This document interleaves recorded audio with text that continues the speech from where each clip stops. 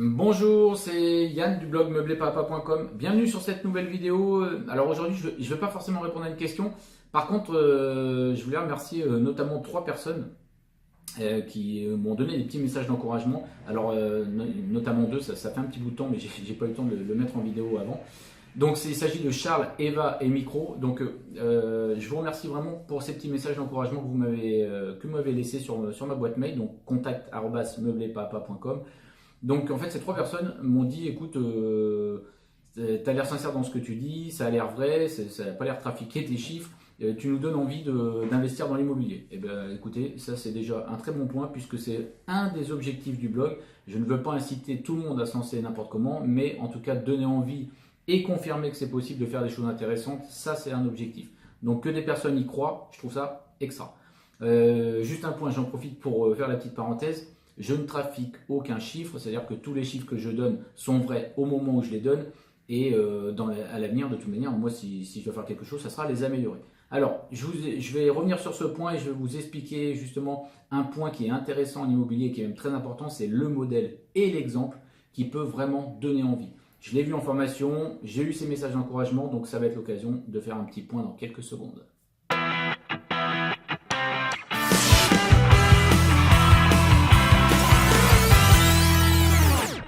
Alors, pour revenir sur ce point, sur le modèle, c'est vraiment vos messages qui m'ont fait penser à ce thème pour la vidéo. Pourquoi? Parce que moi aussi, j'ai fait des formations quand j'ai commencé en immobilier, 2 notamment, dont une qui m'a plus particulièrement marqué.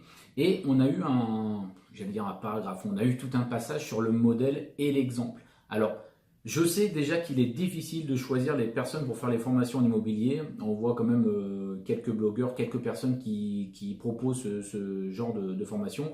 Alors ce qu'il faut déjà dans un premier temps revoir, c'est qu'on a des formations qui sont assez générales avec lesquelles il est peut-être plus intéressant de commencer quand on est débutant. Et ensuite, on s'en va vers du spécifique. On peut avoir de la division de l'eau, on peut avoir le fait d'acheter des maisons neuves qu'on découpe pour mettre sur plusieurs terrains, on peut avoir la location courte durée. Voilà, les spécificités, c'est peut-être dans un deuxième temps, sauf certaines qui reprennent les bases. En tout cas, quoi qu'il arrive, je sais qu'il est difficile de choisir. Je ne vais pas revenir là-dessus, mais simplement aussi vous rappeler qu'on accroche plus ou moins lors de ces lancements de formation avec les personnages qui les présentent. Alors ça, c'est très connu et c'est logique. On va accrocher plus ou moins avec la manière de parler, avec les thèmes qui nous parlent, si on sent la personne sincère. Voilà, il y a différents éléments qui font qu'on va accrocher plus ou moins avec une personne.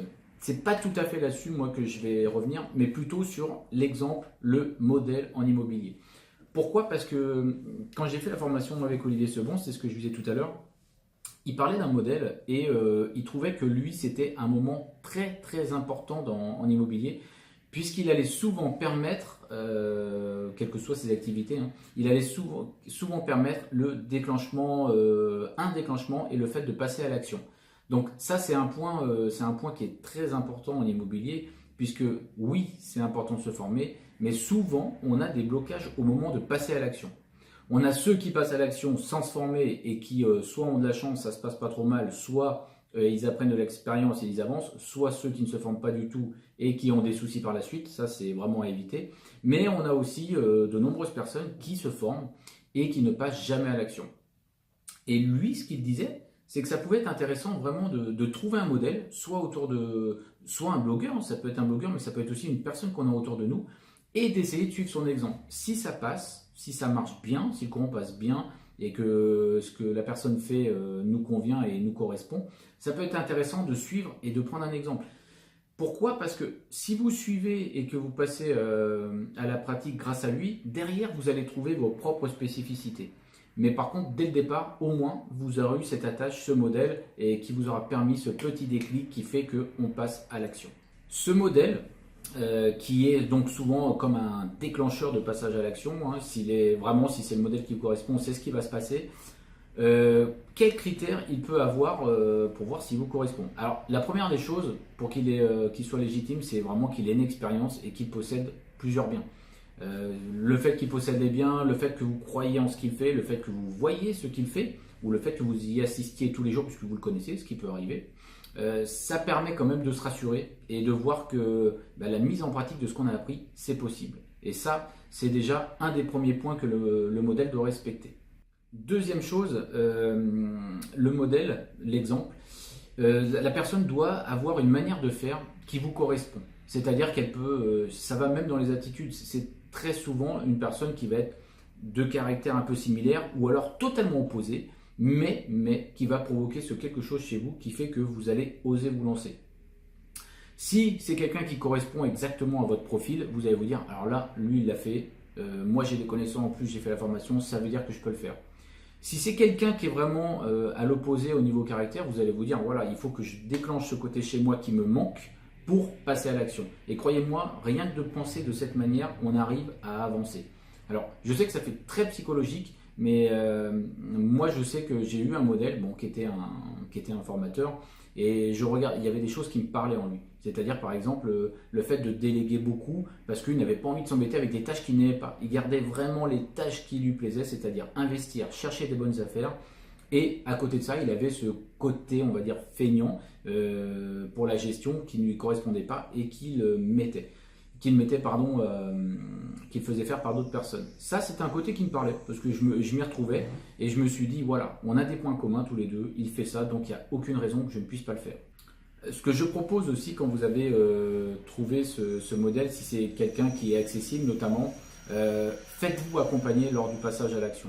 Vous savez que vous avez les armes, vous avez différentes informations, vous avez compris des règles pour acheter.